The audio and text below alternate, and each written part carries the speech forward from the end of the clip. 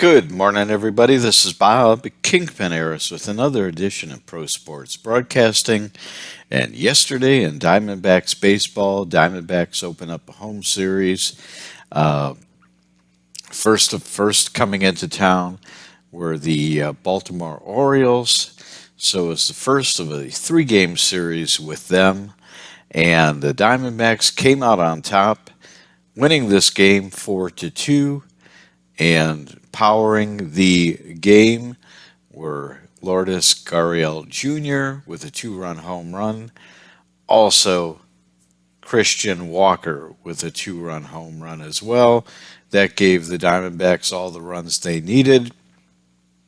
Seawald came in, closed it down, and that was the name of the game.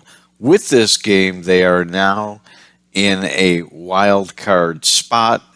They are virtually tied with San Francisco for the final spot in the National League. Diamondbacks, as I mentioned to my colleague Jim Russell last night, or Jim Russell, sorry about that. Jim Marshall in the press box last night is that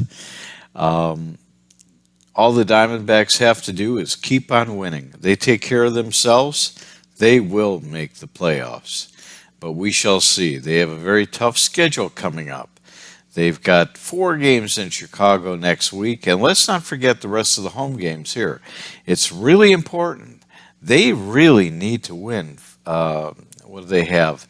They have a 6-game homestand. I believe they need to win at least 5 of the 6 games.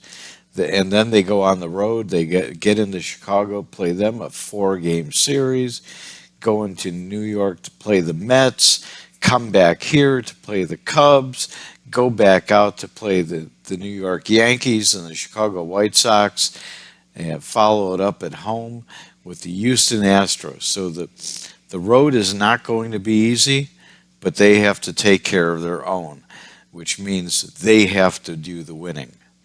Before last night's game, we had the opportunity to catch up with the manager, Torey Lovullo.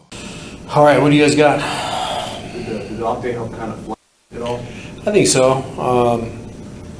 It was 3 tough days. I think we played well enough in the first game to put ourselves in a position to potentially win, but the last days, the quality of at bat wasn't consistent. We didn't get very good pitching. And you can't go into a series against a team like that and not be your absolute best. So they beat us. We deserved what we got, and we got to find a way to flush it. That's a good expression, and be ready for an equally impressive team in the Baltimore Orioles. We know that they're loaded with talent. They're playing very good baseball, and I'm excited to be home. I think we like playing in our home ballpark. I know the record may or may not reflect it at times. But, we got to protect our turf, so it should be a good series. After those challenges at Dodger Stadium, what did you learn from your club in a competitive environment like now? That if we don't take care of the little things and do all the things that we talk about and practice a lot, and we come to expect to do them the right way a lot, when we don't do that we can get run over really quickly.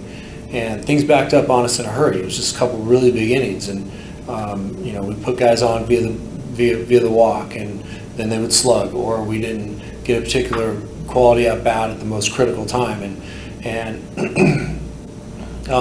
momentum is a big part of what the Dodgers do. They smell some vulnerabilities, and then they come after you, and they don't quit.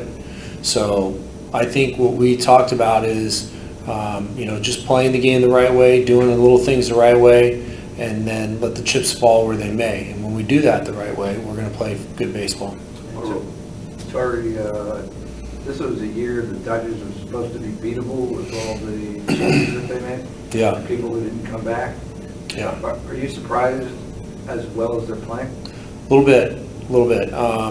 You don't lose guys like Trey Turner and Justin Turner and just fill it in. But they found a way to do it.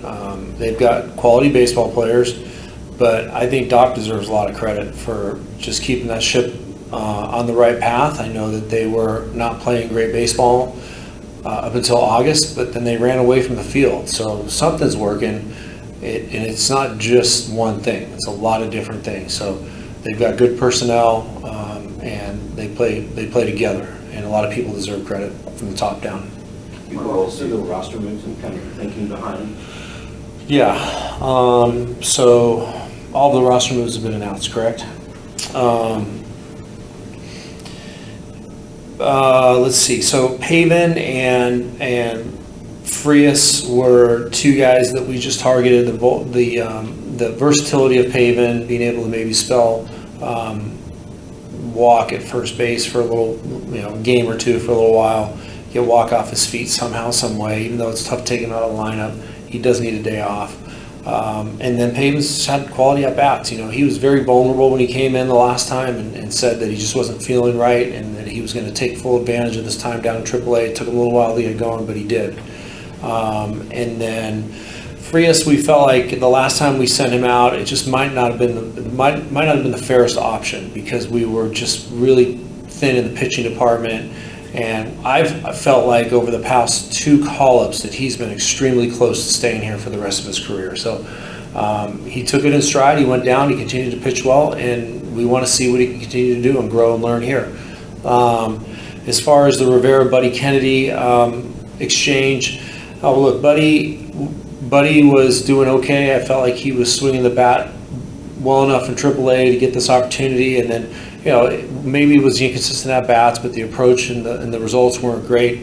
And it's just a tough situation to be in. You're a young player and somebody's getting hot.